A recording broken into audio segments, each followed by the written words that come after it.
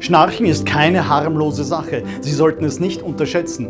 Grundursache des Schnarchens ist praktisch immer eine muskuläre Schwäche im Rachen und inneren Hals, die dazu führt, dass das Gewebe erschlafft und im Schlaf den Atemweg blockiert.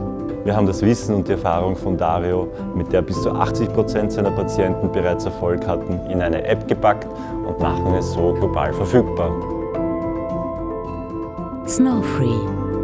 Trainieren statt operieren.